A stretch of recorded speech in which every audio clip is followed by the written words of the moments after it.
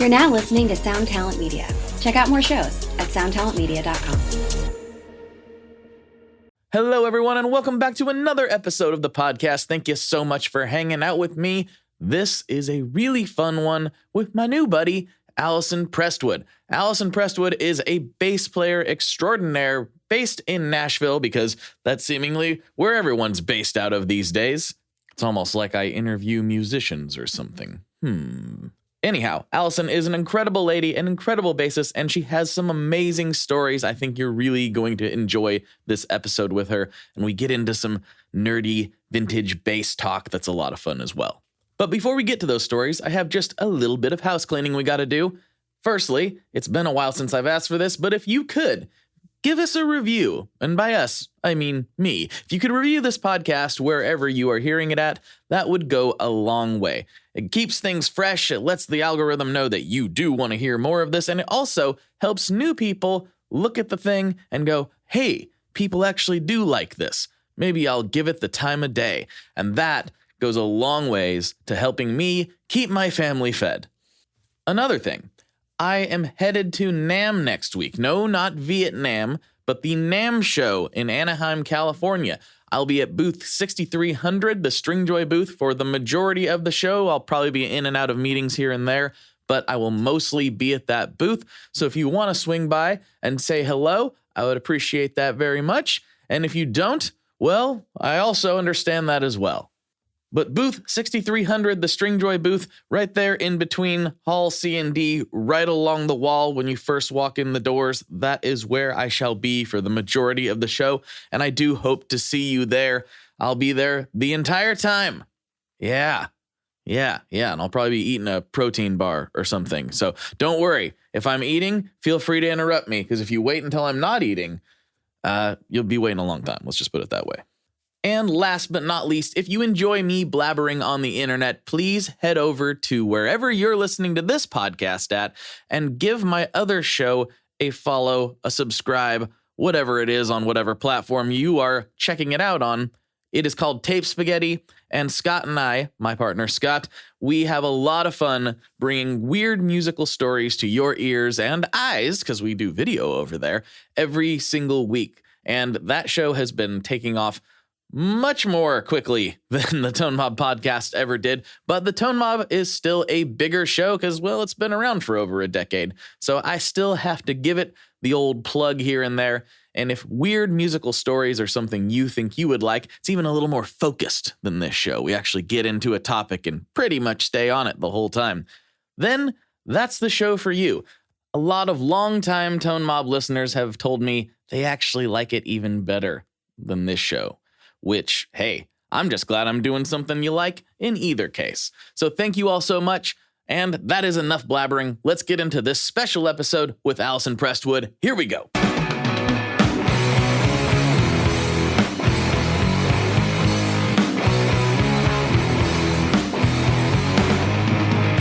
Hello, everyone. Welcome back to another episode of the Tone Mob Podcast, the show about guitar stuff occasionally, sometimes. I'm your host, Blake Waylon, and with me today, I have Alison Prestwood, and I'm so happy to finally do this. How you doing? I'm doing great, and I'm so happy to do this, too. Yeah, this will be a lot of fun. Thank you for having me. Yeah, so I got introduced to you through you working with Stringjoy, which I'm a partner in, and I was just like, wow, this lady's incredible. She's got all this cool stuff going on. And we did that thing when you went to the Peter Frampton inauguration and all that stuff. And the Rock and Roll Hall of Fame induction. Yeah, induction. Yeah, that's the word. Not what are we talking about here? That's the word. He would like to be inaugurated, probably. For something. Yeah, why not? But yeah, that was super cool to see. And, started following you and checking out what you were doing. And then this Waylon song, which I'm a diehard Waylon fan, I was like, did not know that. Yeah, Waylon Jennings is a big deal in our house, growing up and still to this day with me and my wife. So That's I'm often great. wearing a Waylon hat. Yeah, oh, that's right. Obviously, I wish that I had, I wish it worked out differently, but it didn't. Yeah, it's an interesting story either way, and I think it did work out. So I think you're doing all right. Well, it did work out that year. I think it would have been 1995, and it was pivotal in my session career, as it turns out, here in Nashville, because I'd been here. I moved here in 93 and the end of 93.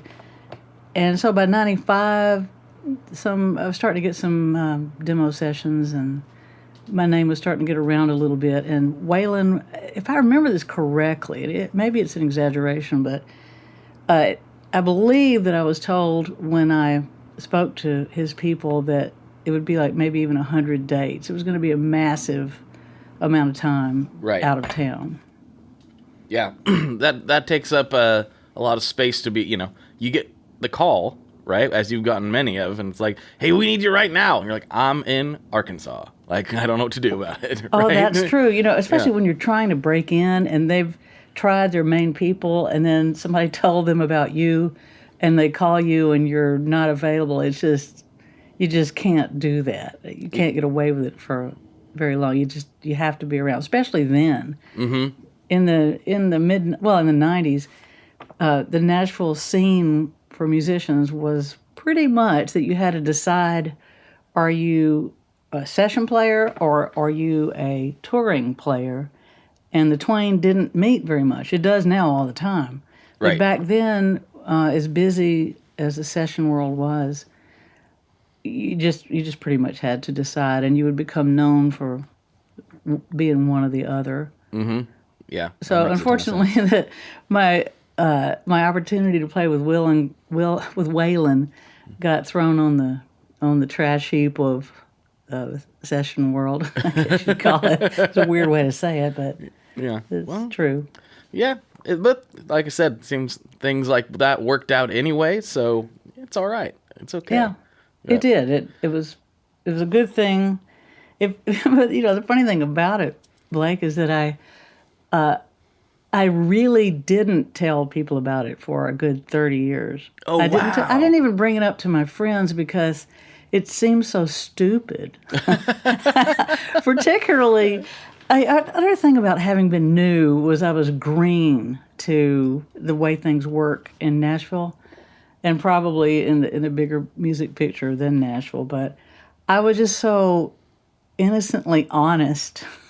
Whereas, well, here's what happened. A short story of what happened was, so I was playing with Rodney Crowell, which was a great first gig. Oh, yeah. Fantastic first gig to have. Mm-hmm. And I, capital letters, Loved, loved it. Mm-hmm. And so we opened for Waylon in Michigan.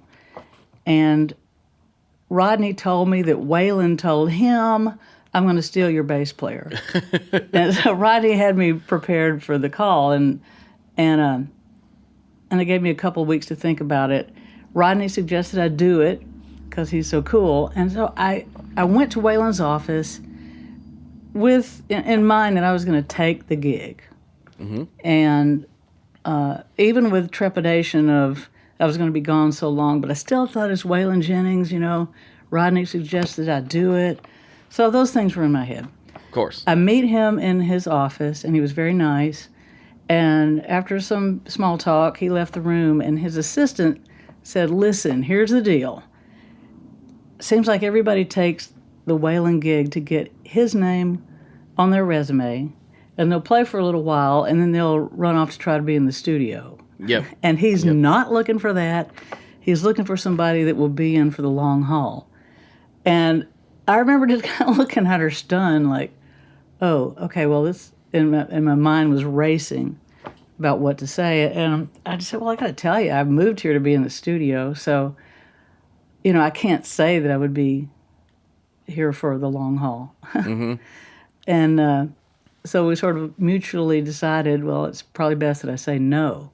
And then after living here a few years and just seeing the way the music business works, I think he probably would have been okay with me taking it for a while and leaving, just because that's what people do.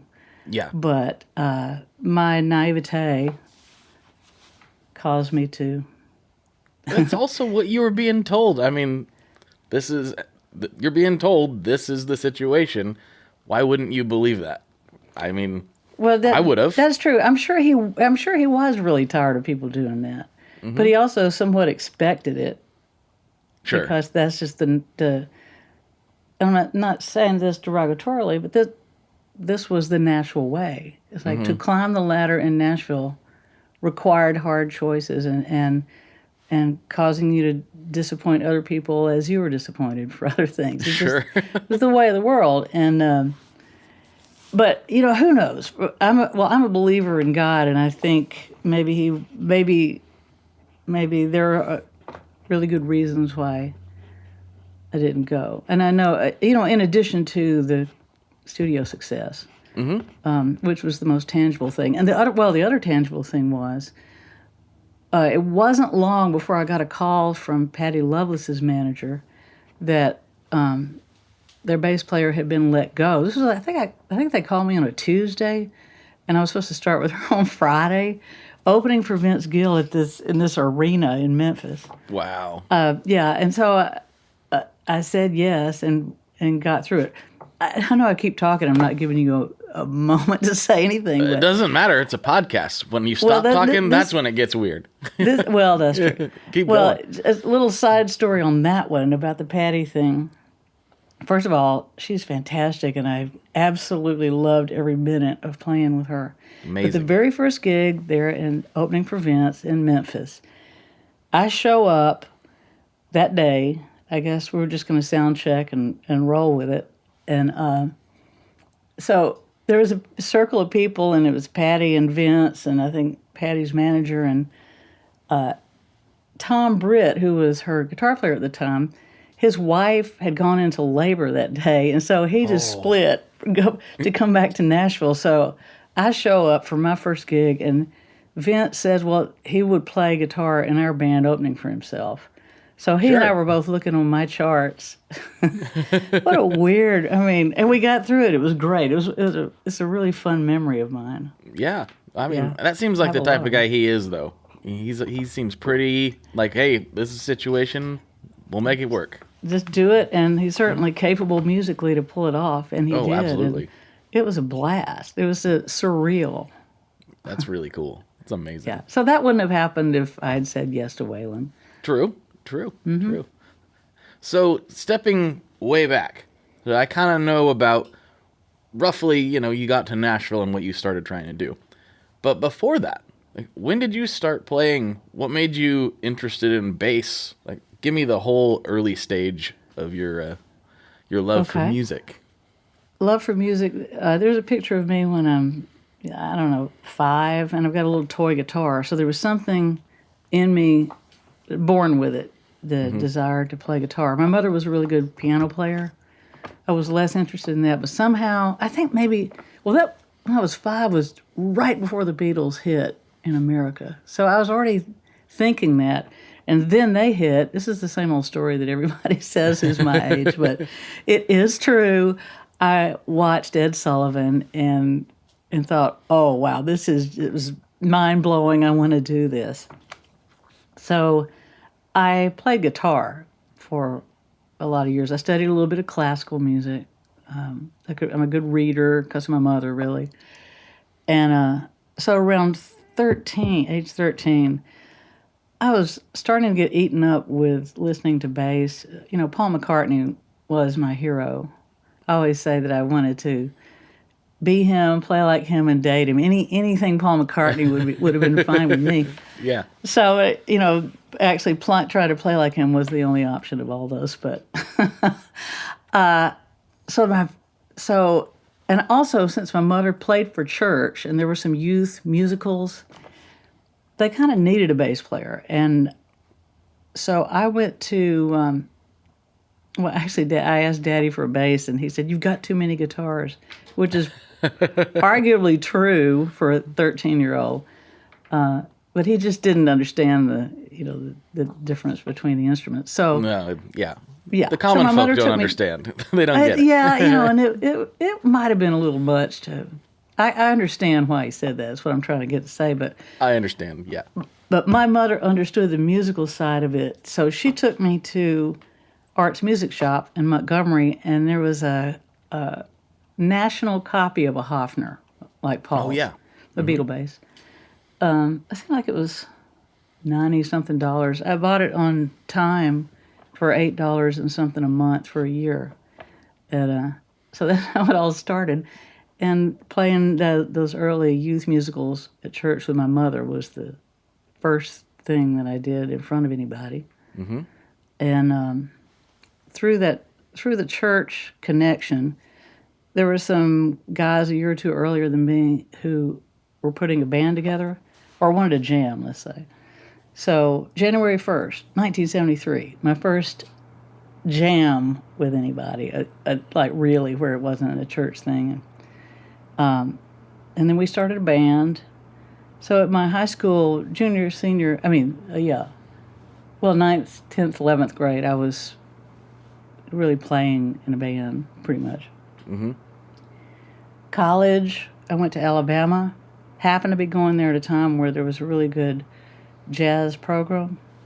A guy who had been in big bands was the director of it, and so it was a good way to open my ears to more music, and we were pretty eaten up with it all through college.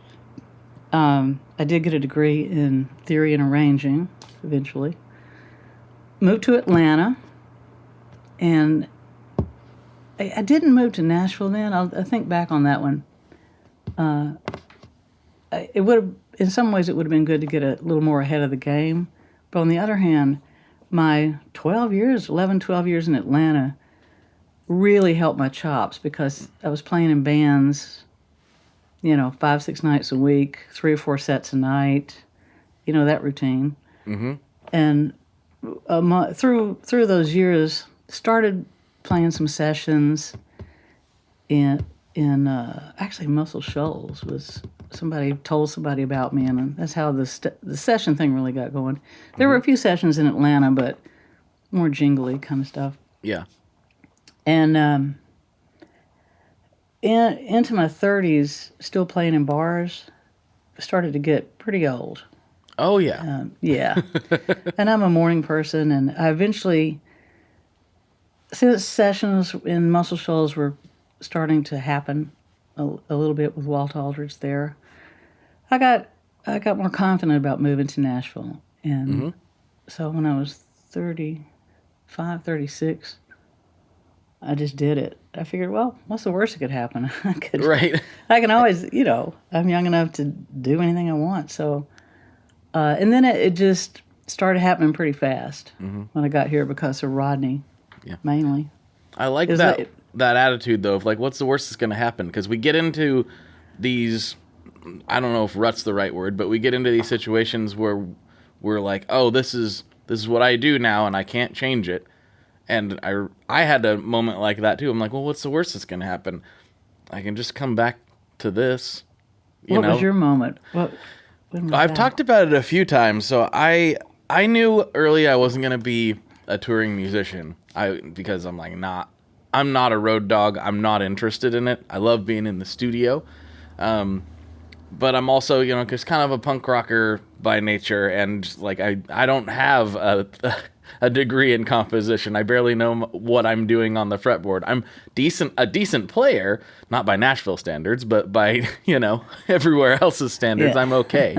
But I it's not my background or interest. I just kind of wanted to get up there and thrash around. And so I knew that, like, okay, you can't be in a touring band because you'll want to jump off of a bridge. And and there's not a lot of studio work in Portland, Oregon, so I guess you're just going to have to do something completely different.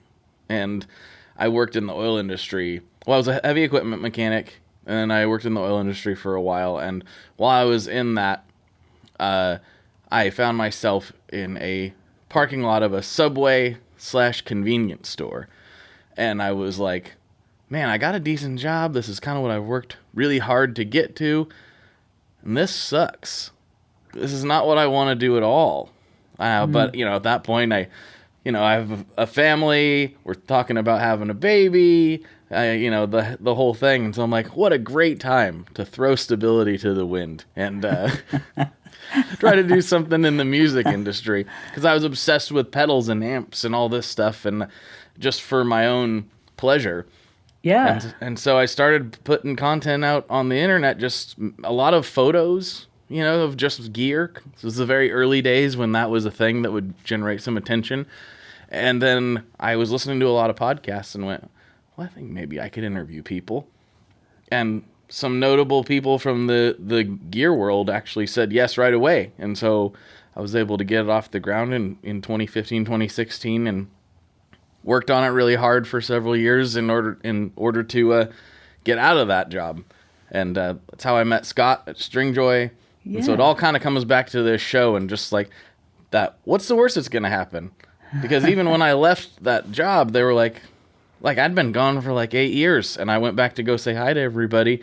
They were like, so you want to come back? I'm like, no. I'm sure. But it was a nice feeling to know, like, well, I did a good enough job that even 8 years later, they're willing to have me back should I need it. It was nice of them to say that. It's good to have another skill and to have established a reputation of a hard worker. Yeah. Yeah. So I'm proud of that. And again, it was like a good job, but I was just like, it's not for me though. Like I am waking up going, every day.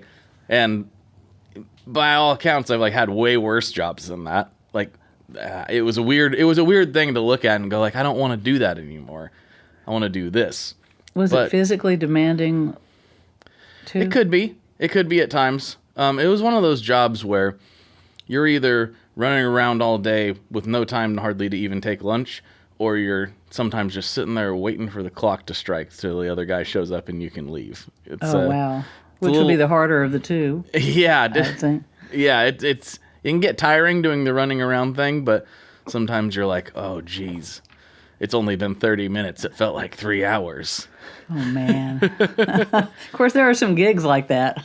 That's true. Yeah, it's not all sunshine and roses on the other side either, but I'm excited because I get to do things like this. This is what I love right here. So. Oh, I still love the music business like crazy. Yeah, and I love doing podcasts too.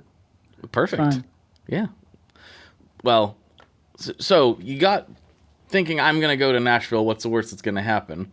And Rodney helped open those doors for you. But how did you meet Rodney?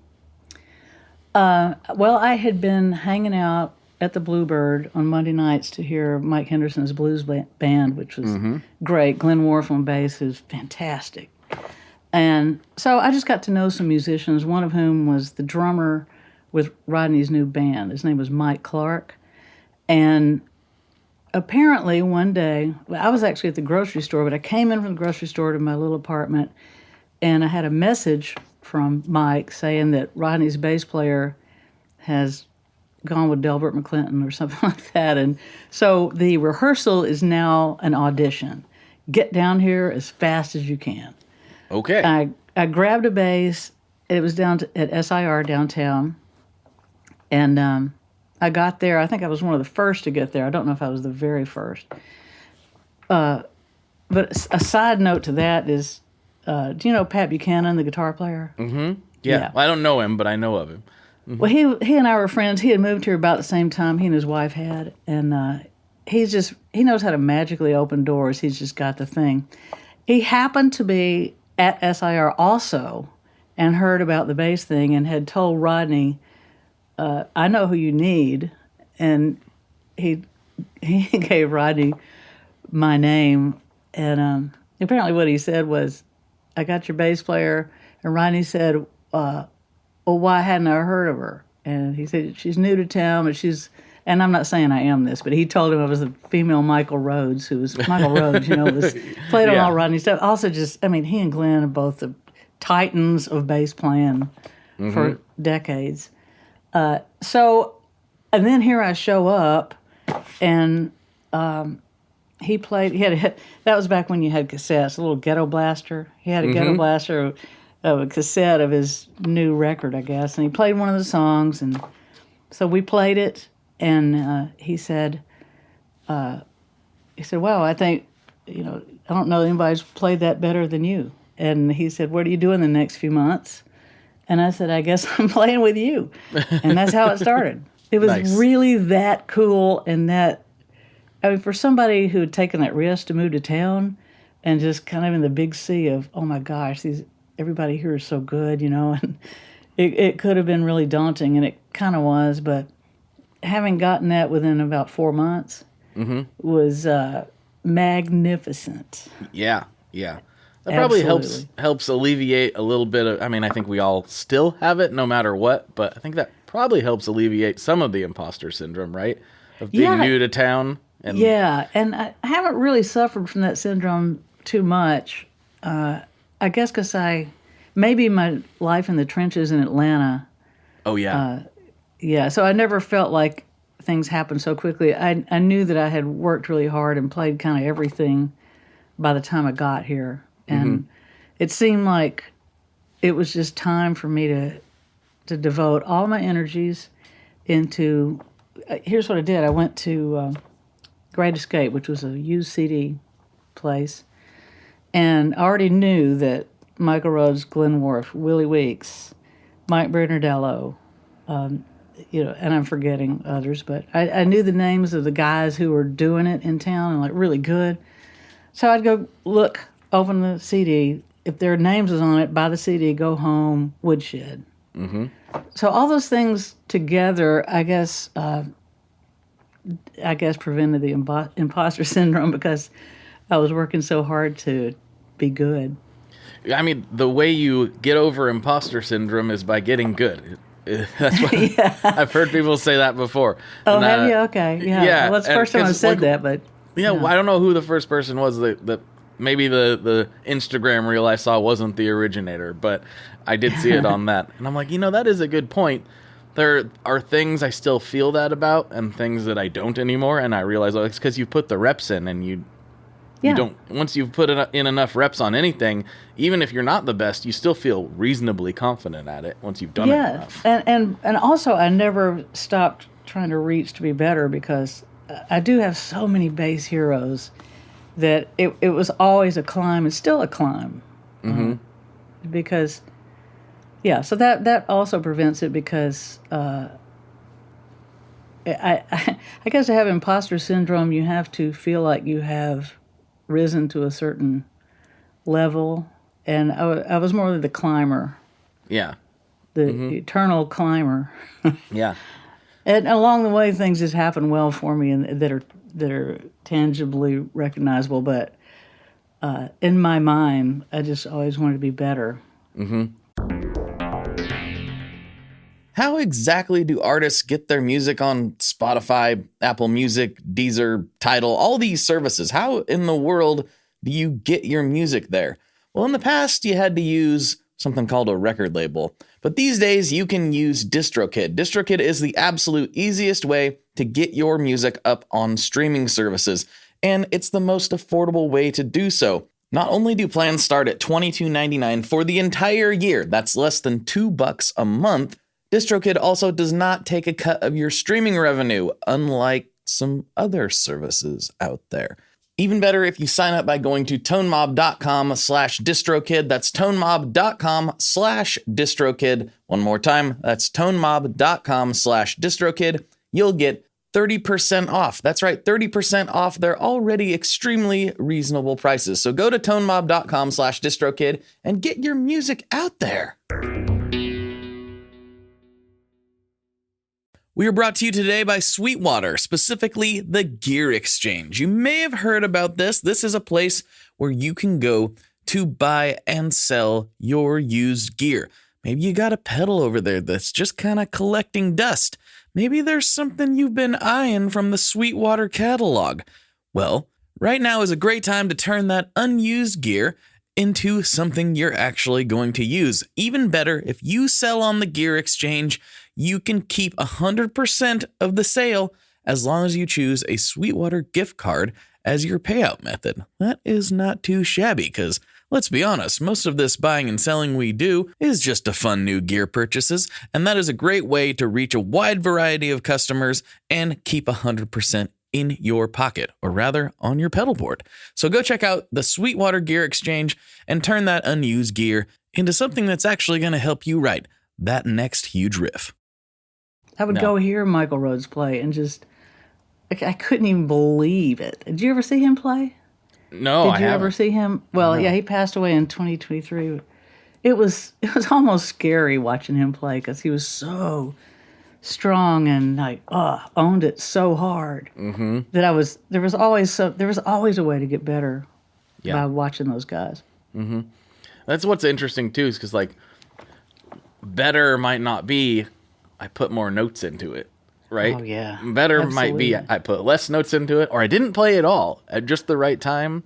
Better is not necessarily more technical every time. That's a really good insight, especially when you're talking about playing on records and listening to everybody else and finding your spot that's the sweet spot for the song. And that's a good lesson right there. Yeah. And that takes some discipline, and it does require your ears to get bigger, to listen in a new way to a thing as a whole, and all those fun things. I feel like I could write a book about this stuff. I could talk about this stuff forever because I'm so into it. Well, perfect. You're in the right place. I guess I am. Yeah. I mean, maybe you should write a book about it. Have you ever thought about it? Not till just then. Okay. Actually, but yeah, I could probably do that. Yeah, we'll see. And also, it would have to include a bunch of great bass players that I have admired and those kind of things. I could write about that forever too. Of course. Yeah. Why not? Let it all out there. Yeah. Make more stuff. I think that's always a good thing. Yeah. So let's take I'd like to ask a lot of people this question, especially I feel like every other person I talk to is in Nashville, even though that's not intentional. So this is like, I'm in Portland, Oregon. And so everybody's like, it's kind of scattered around the country right now. But I'm like, man, another Nashville person. It has nothing to do with Nashville being my home away from home. I love the town. I go there several times a year. It's just when you get that concentration of musicians, it's crazy. Anyway, the question is, you're new in town, whatever instrument, doesn't matter what it is, or maybe multiple instruments, and it's this day and age. What should somebody who's new to town, who doesn't have a lot of experience they can point to necessarily, but they're good, where should they start? What should they do? Well, first of all, let me say it is different now than it was when I was coming into town. From what I know of the current scene, I still think you have to go out and personally meet people. There's always, of course, social media and those things, but I think the going and hanging, playing, a lot of gigs, even if you don't make any money or very little money, you got to be seen for what you do. And you just need to get out and meet people and have them see you play. Be cool to everybody, all those things. Don't, for heaven's sake, don't come to town and think you're God's gift to any instrument, because you will get kicked to the side so fast your head will spin. Yeah. It's important to be humble, because I can guarantee you that there are players here that are ahead of you. Oh, yeah. And absolutely. For me, and I think kind of mentioned it earlier, but just the joy of being here and being a part of something I could climb helped a lot. It helped me have a good attitude, because I didn't have to try, because I was just loving it so much. So I think, your attitude is of massive importance. Reputation, like so many things, is super important here. Make sure you know the number system. Yeah. Before you if you don't know it when you get here, learn it quickly. That's very important. I just don't know that the social media, like going on there and playing something by yourself, is going to make any difference. I still think it's the getting out among people, other players. Yeah, I think especially in the session world or in the touring side, if you're like looking to join something or be a part of something that's already established, I don't think the social media matters that much for that, really. I mean, it probably doesn't hurt if you have that too. It probably doesn't hurt as long as you're not being obnoxious about it. Sure. As we all know, too, this applies in the studio, but definitely applies on the road. We call it the bus factor.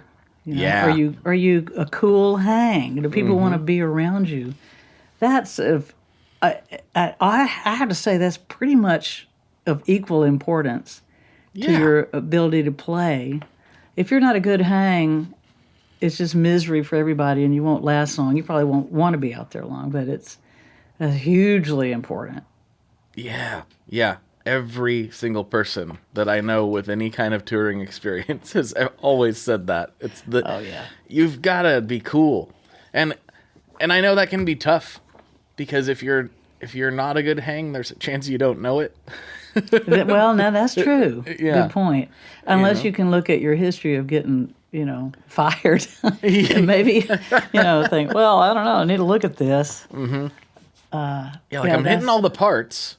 I'm doing all the things, but I keep getting fired. Yeah. Yeah. Yeah.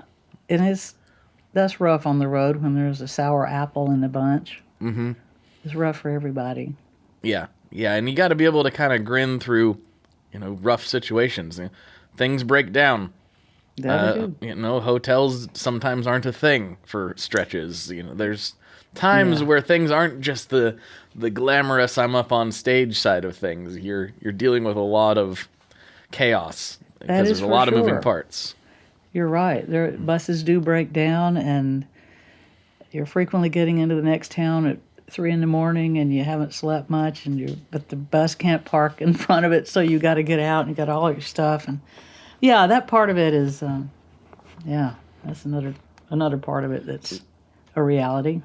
It's the part that people don't see. Well, I mean, they see it more now because of social media, because a lot of bands will be like, "Here's our bus. Hopefully, we can make it to the next gig."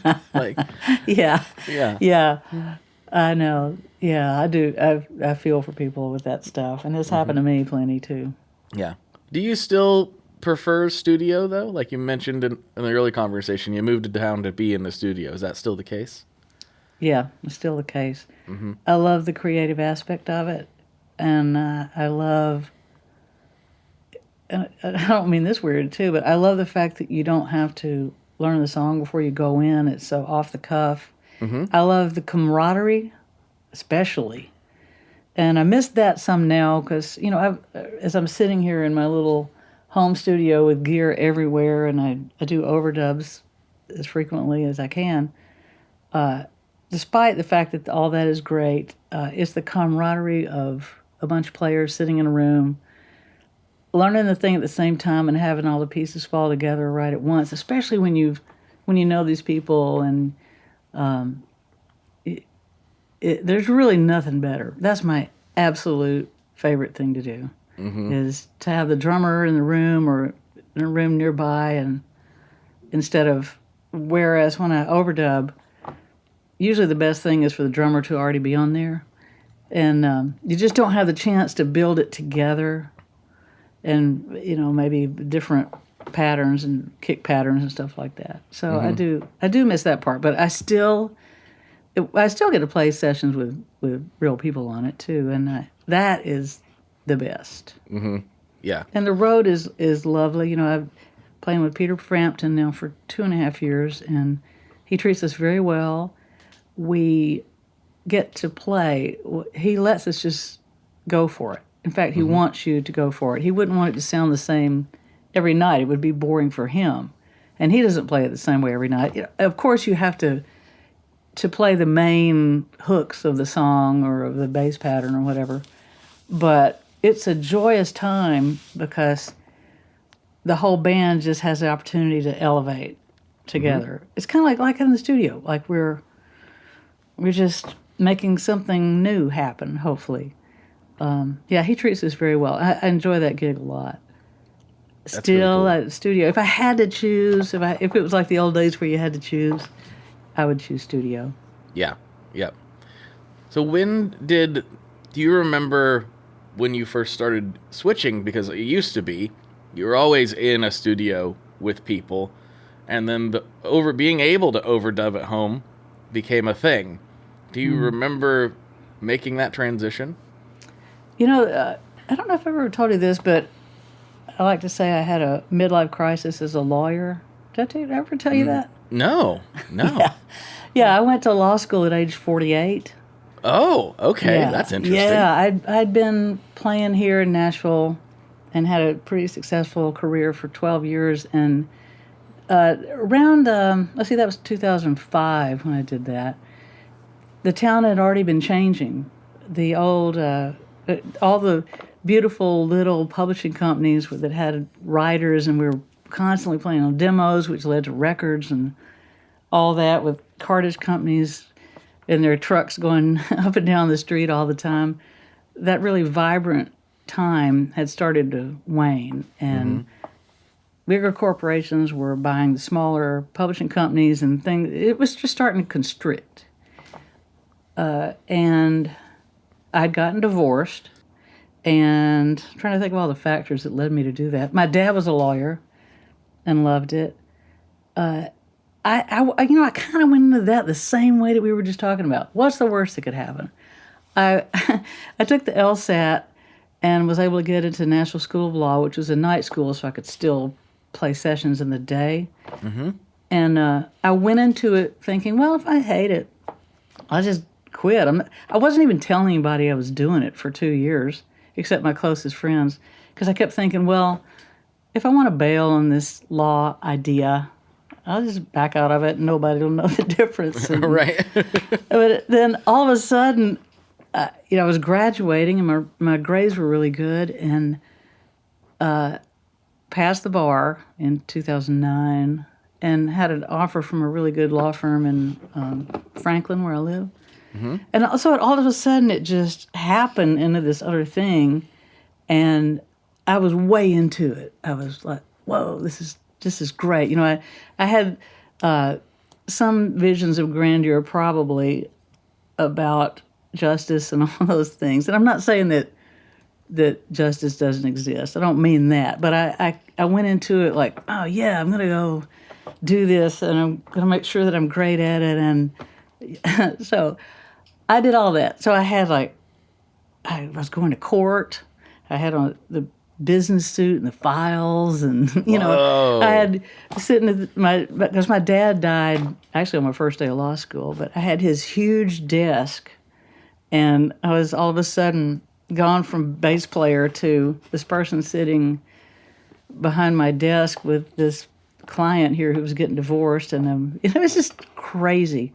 I was super into it for 3 years, and I loved that firm in Franklin, but I needed an assistant, and it wasn't in the budget, so I left on good terms and started a firm with another lady and did it for another 5 years. And by the end of the 8-year period, I had decided that I missed music a lot. And initially, when I was a lawyer, I was still playing some sessions.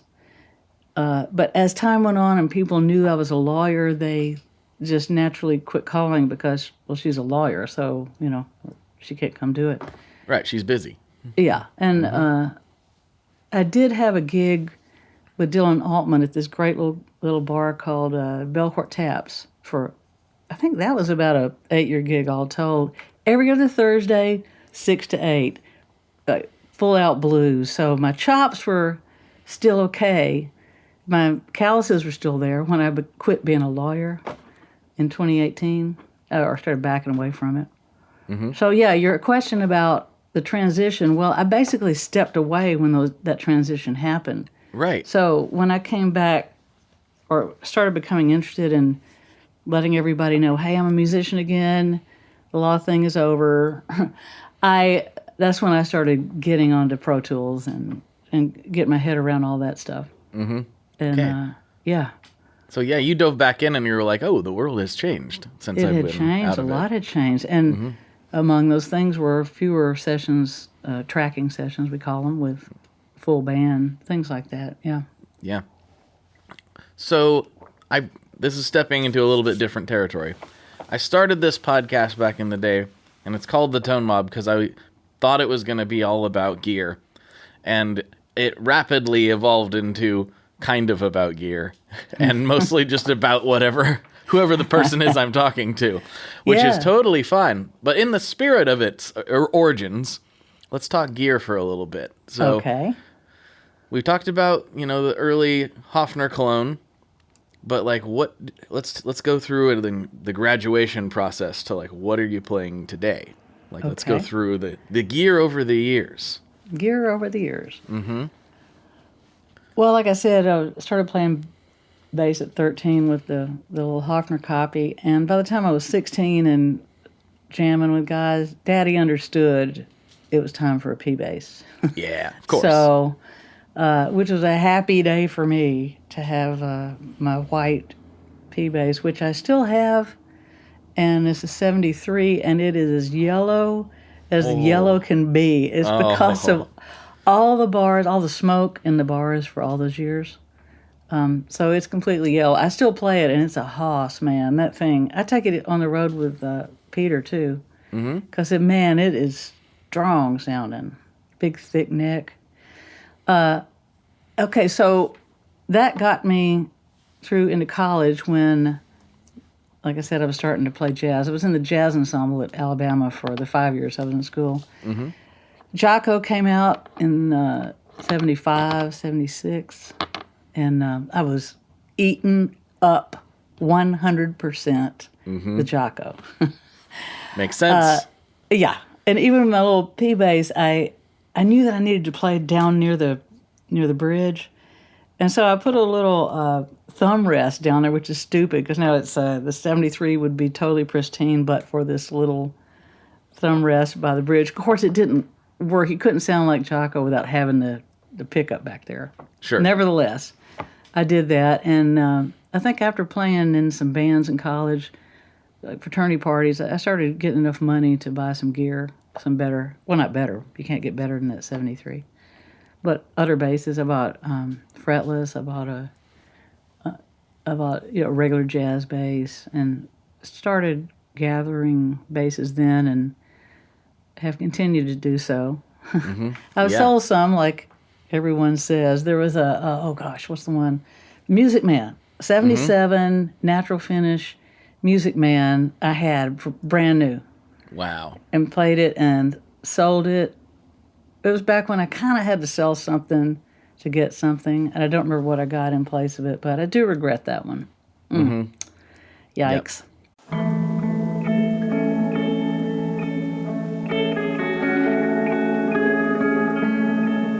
Hello there. I'd like to introduce you to your new best friend, the Chase Bliss Audio Lossy.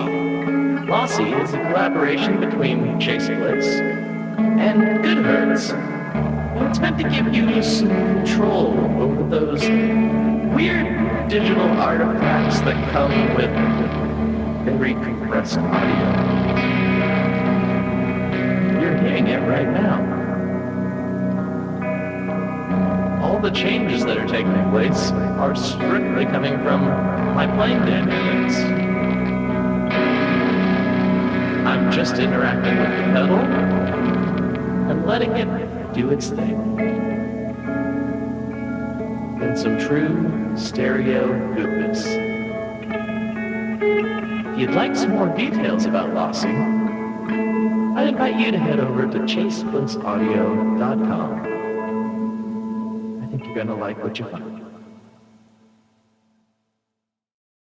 Yeah, we all have those. We all have those. So is the 73 a go-to still? I know you still have it, but is it your go-to? It's a go-to when I need that kind of bank sort of sound, strong, like, it really lets itself be known. Yeah. when you hit it with any confidence at all, when you play it, it just like, man, but yeah, that bang sort of sound. So if anything needs that, yeah, I'll certainly use it. Sometimes I'll take it when I go to a session now. Unless it's a record, I might just take 4 or 5 basses, and sometimes I'll take it. It just depends on what I predict the songs will be that day. Because now, to further gear talk, in the 80s I had a Spectre, which I still have. I had a 5-string Warwick, which I sold because the neck.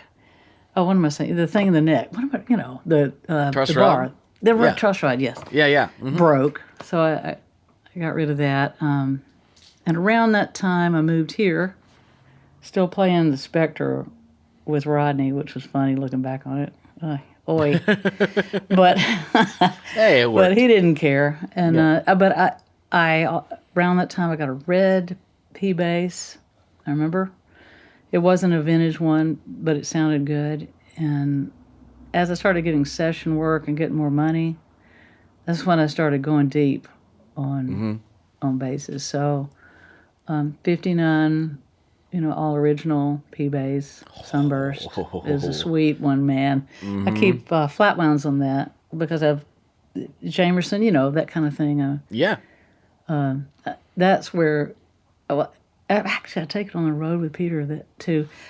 I came to the realization, the first time I played with him was summer of 23, and I didn't take the sweetest basses, but I took good ones. I took like a Refin 59, which is also good. Yeah. Refin 63, Refin 59. And, but then as time has gone on with him, and we'd have rehearsal, and I'd bring one of like the 59 original. The thing just sounded so dang good, that and the 73, that I just decided, you know what? I think those basses are safer on the road with this great tech and all the techs that we have out there. I think my stuff is safer on the road than it is at my house when I'm gone. Yeah. So now I take unsupervised. Yeah. So now I just go ahead and do it, and I was right. They're extremely well cared for out there, those basses. Yeah. That's actually an interesting point, because you hear people all the time say, oh, I don't want to take the good one out on the road, and I understand that. Yeah. But then I actually think about, this is contextual. Like, are you flying with it? That's a different thing, right? That's perfect. Yeah, you're right. Yeah. Or are you still in, band in van, punk rock touring days? That's a different situation. I wouldn't do that either. Yeah. If I had to take it to my hotel room, I wouldn't do it. Right. But, this is a big truck with with a dedicated team and all that stuff, and everything's locked up. It's like they're not going to be just throwing it around like you've seen all the videos from all the airlines, right? It's they all do it. They all. No, chuck I would them. not fly with those things. And the other thing is, I've always been good about insuring and making sure that the values are correct on everything that's insured, just in case. So that gives me some extra confidence. Yeah. Yep. Yeah, I did the same thing here like a few years ago. I was like, wait a minute. These are underinsured by a lot. And I had to go through and they were like, well, how much stuff do you have? I'm like, see, I'm a gear hound and I don't sell anything. And what if we just give you a ballpark number instead of the whole catalog? Well, that's funny. Yeah. They were like wanting me to go through like every pedal that I have and every stuff. pedal? No. And I was like, you're gonna be here for like 3 months. Yeah. I think I have all the basses, all the guitars. I mean, anything of significant value, and amps as I'm looking right here and all that stuff. Yeah. Yeah. Have you ever sold anything you regret? Oh yeah, the listeners have heard this story. I've sold 2 guitars only. Otherwise, I'm just a hoarder, and that's gonna not be the case one day, because I built this whole thing before I was actually like, I'm gonna be a podcaster or content guy. I'm going to do this. I built this just for myself, because I was out of room in my allotted room in the house. I was like, well, I can't stop collecting instruments and stuff. That's ridiculous. So I'm going to build a whole thing in my backyard to hold it instead. That's much more logical, right? Did you build it yourself? Yeah, I did have some help, but the whole... I hesitate to call it a design, because it was a little too haphazard for that. But the whole design and concept and everything I did, and I built pretty much everything. I had at least a hand in. I did hire a contractor towards the end to help me kick me over the finish line, because I was doing it just after work, for a few hours every night, and then I was like, oh, we're gonna have a baby, and I was like, oh, I got to get this done now. So I did hire a contractor to help me kick it over the finish line, but it was already pretty far along at that point. It So looks he'd work cool on it during the from- day, I'd work on it during the night, and all that stuff. I can tell it has a cool vibe from what I see. Yeah, it's all underneath of it. It's like the standard like 2 layers of 5/8 drywall and all that stuff. It's fair. It's as soundproof, quote unquote, as I could afford to make it, because that's a whole rabbit hole once you start going down it. But, Yeah. The lighting looks good too, by the way. Oh, thank you very much. I appreciate that. Yeah, I keep messing with it. I think I maybe have found the solution finally. It looks good. Thank you. But yeah, the 2 guitars, one I regret and one I don't. The one I regret was this little short scale Japanese guitar. It was, I don't know who made it, like which factory it came out of, but it was Strat-y kind of, but offset at the same time, and then kind of had SG horns, which on paper doesn't sound like it would be that cool, but it was really vibey. And I just loved playing that thing, and I got it fairly cheap, and I got it under the guise of like, oh, this is a cheap vintage guitar that it'll be fun to play, and it was.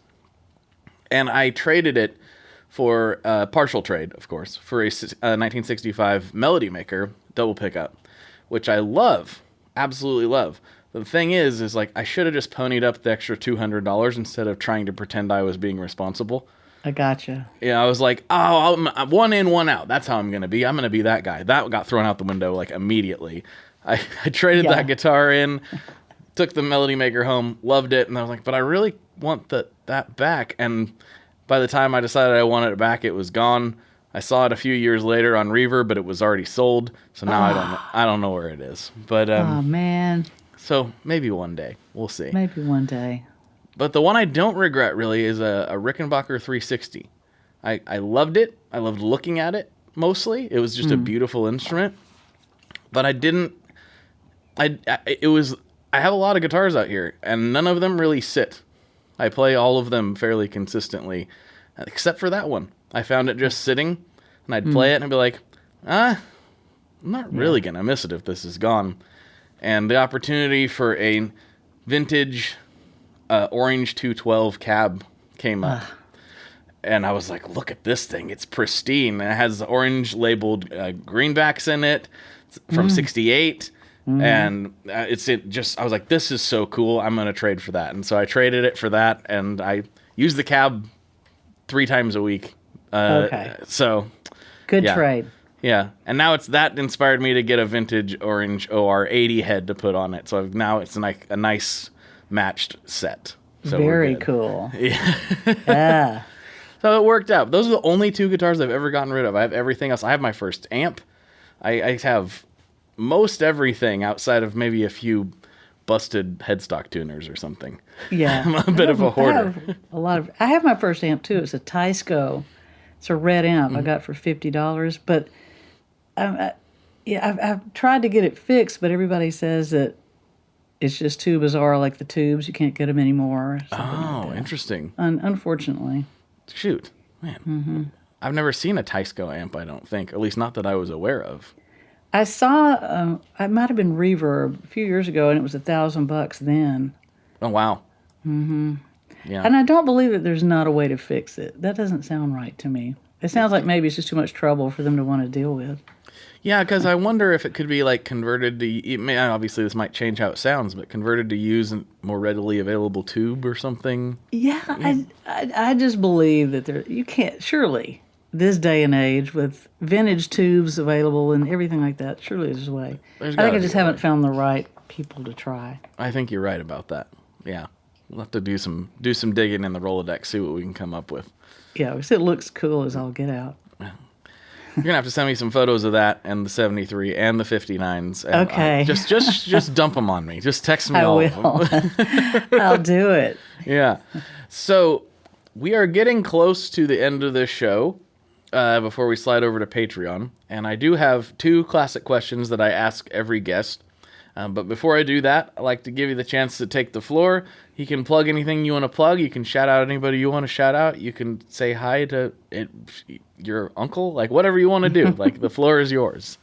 Okay, well, I would like to say that I'm a part of a podcast called Hey, Good For You, Hey, Good For You, ! With Rachel Loy, who is a bass player, and she's played on a lot of records here in town. and Harmony Kelly, who's the bass player for Kenny Chesney. And we've been doing this since, I guess we started putting it out almost a year ago, and it's really fun. So, hey, good for you, available wherever anybody listens. Wherever you're hearing this, it's That's there. right. Yeah.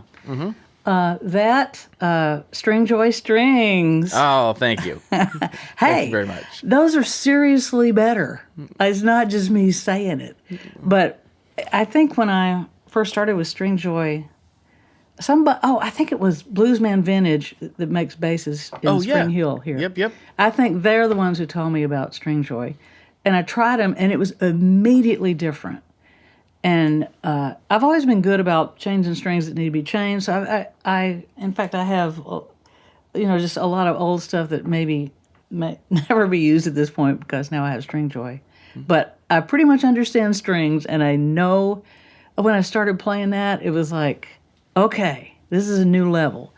So, and that was kind of right. I had just gotten out of being a lawyer, so I was sort of coming back into the music scene, and I was able to go speak to Chris at String Joy, when this company was a little smaller back then. And we keep trying to grow all the time. Yeah. And I talked to him and started using the strings then, and I've told people about it all the time. They're just absolutely better. Thank you so much. Appreciate that. It is. You're doing a great job with that. The crew works really hard down there, and I'm really proud of what they do, and it's cool to get that affirmation sometimes, though. So thank you. Yeah. The other thing is, recently I got the Country Music Hall of Fame named me a Nashville Cat, which is nice. a big honor. And so they make a hat show print for you, really? the person. Yeah, so I took one down. Next time you're at String Joy, I took one down there and signed it for String Joy. Oh, I'm be down there, in March because we're moving. So yes. Oh yeah, I heard tell of that. Yeah, it's gonna be a project. Whew. Oh man. Anyway. Yeah. Well, it should be growing. I mean, I know the business is growing, and obviously the building would have to grow with it. Yeah, need more space, more stuff, more machines. Let's go. So. Let's do it. It was great stuff. Thank you very much. Yeah. All right, classic questions. First one: what is your favorite Boss pedal? Let me look down here. There you go. That's what a lot of people do. The good old tuner is it. That's the only Boss pedal I have on the board right now. I've got myself into playing electric guitar on a gig on Friday, and I have the tremolo pedal, which is cool, the green one. Oh yeah, TR2. That's pretty sweet. Yeah, I'll go with that for now. Yeah. All right. Yeah. Tuner, most popular answer, TR2. That gets mentioned a time or two. It's a good one. Yeah, it is. All right. Final question. This gets a little extra nerdy because you're in Nashville and we can get more specific. But what is your favorite kind of pizza? Whichever kind somebody puts in front of me. It's funny, I don't order pizza much, but I had some last night at some friend's house. And I can't think of the name of the place. It's some hip place that college kids go to at this point because it's open till 5 in the morning. Oh, that's honestly, I'm not much of a pizza person, but it is true. If it's in front of me, it will get eaten. Yeah, I like it. I like that. Yeah, 5 Points is down there. I like them a lot. They're a crowd pleaser. I call them a crowd pleaser. 5 Points Pizza. Smith and Lentz Brewing has great pie if you're ever there. I've not been there. Yeah, and then I keep hearing about Sean Brock's new spot that's like a Japanese pizza, which is apparently just... that sounds like it's going to have sushi on it or something. Like, no, it's just pizza done to Japanese perfection. Oh, okay. Well, that's got to be good. Yeah. So that's another spot on my list. When I go down there, I'm like, I got to hit that. I love all that guy's restaurants. Well, you know more about Nashville food establishments than I do. Well, see, that's the main thing I look at when I go to anywhere. Like, well, where's the food? You don't get this physique by not eating a lot of food. That's funny. Yeah. Well, Alison, thank you so much for hanging out. I really appreciate your time, and we'll slide over to Patreon and see what kind of silliness we can get into over there. Does that work for you? That sounds good. Okay. Sounds great. Thank you. All right, everybody. For Alison, this is Blake, and as always, folks, good luck and good tones. Alrighty, folks, I hope you enjoyed that, and if you need more, Oh, you know where to go, baby. You go to Patreon, where for just $5 a month, you will get access to not only the ad-free feed, but also special, extra, exclusive bonus episodes every single week with that week's guest, usually. This week, yeah, Alison stuck around for a little longer, and we get into some bass amps and we get into some other stuff. It's good times all around. She's got some great stories. I'm definitely going to have her back on one of these days, and I think you will really enjoy that, and it helps me out immensely. And did I mention it's only $5 a month? Because it is, and it goes a long way. So if you could do that, that would mean the world to me. It really, truly would. I have to replace the HVAC system in the shred shed. Well, the shred shed and the house, because they're connected. So that's cool. So the patrons could help me out. That would be immense, and I would appreciate it very much. Anyway, I will talk to you hopefully at NAMM, and if not, I'll talk to you on the internet very soon. Thank you, everybody. Love you. One last thing before we totally sign off here. I just want to remind you that if you do any shopping at Stringjoy, that's Stringjoy guitar strings made in Nashville, that will help me out as well. As I've said for years, I'm heavily involved in that company, and I really do think they're making the best products on the market. So if you would like to try custom strings, go to tonemob.com/stringjoy and check them out today. I seriously love what the team down there is doing. I help them out with all kinds of things, and by you supporting them, you are also supporting me as well. And hey, you need some strings, so why not get some custom strings just for your guitar and playing style? Again, the link for that is tonemob.com/stringjoy, and that will take you right to their website, and you can do all your shopping through there, and that will help everyone involved out. So thank you very much. Talk to you next time. We are brought to you by the wonderful folks at Gun Street Wiring Shop. Yes, Gun Street Wiring Shop. I've talked about them before. I used to say based out of Bend, Oregon, but guess what? Sean moved to my neck of the woods. Sean's in Portland. Sean is awesome and has helped me with a bunch of stuff lately. And if you have wiring needs for your guitar, he can help you too. If you want to get weird with it, he can get weird. If you just need to spruce things up a little bit, there's your guy. He takes all the guesswork out of doing your guitar wiring, and he makes it simple, and his customer service is top-notch, and I can't say enough good things about Gun Street as a company. I really respect Sean and what he's all about, and the product is top-notch. I've got 3 different guitars that now have Gun Street harnesses in them, and I could not be happier. So go to gunstreetwiringshop.com and check them out.